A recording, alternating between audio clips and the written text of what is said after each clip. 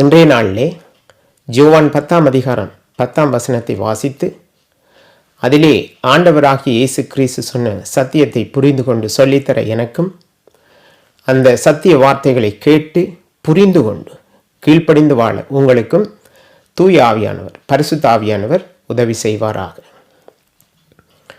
திருடன் திருடவும் கொல்லவும் அழிக்கவும் வருகிறானே அன்றி வேறொன்றுக்கும் வரான்.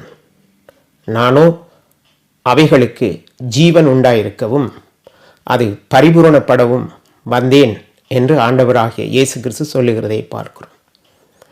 இந்த ஒரு வசனத்திலே ஆண்டவராகிய இயேசு கிறிஸ்து பிசாசினுடைய நோக்கத்தையும் தன்னுடைய நோக்கத்தையும், பிசாசு ஒரு மனிதனை ஆட்கொண்டிருந்தால் அந்த மனிதனுக்கு நடக்கின்ற சம்பவத்தையும், ஆண்டவராகிய இயேசு கிறிஸ்துவை ஒரு மனிதன் ஏற்றுக்கொண்டிருந்தால் அவனுக்கு கிடைக்கிற நன்மையும் குறித்து இந்த யோவான் 10ஆம் அதிகாரம் 10ஆம் வசனத்திலே ஆண்டவராகிய இயேசு கிறிஸ்து சொல்லுகிறதை பார்க்கிறோம்.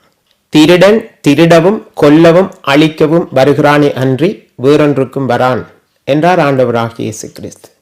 அதாவது ஆண்டவராகிய இயேசு கிறிஸ்து பிசாசை குறித்து இங்கே சொல்லுகிறதை பார்க்கிறோம். இந்த திருடன் எங்களிடத்திலே வருகிற போது அவன் எங்களுக்கு செய்கின்ற தீமையான காரியங்கள் 3ஐ ஆண்டவராகிய இயேசு கிறிஸ்து இங்கே குறிப்பிடுகிறதை பார்க்கிறோம். திருடனாகி அவன் எங்களுக்குள் வருகிற போது திருடுகிறான், கொல்லுகிறான், அழிக்கிறான். ஆகவே இந்த பிசாசு எதை எங்களிடத்தில் திருடுகிறான், எப்படி எங்களை கொல்லுகிறான், எப்படி எங்களை அழிக்கிறான் என்பதனை இந்த நாளிலே நாங்கள் வேதத்திலிருந்து ஆராய்ந்து பார்க்க பரிசுத்த ஆவியானவர் எங்களுக்கு உதவி செய்வாராக.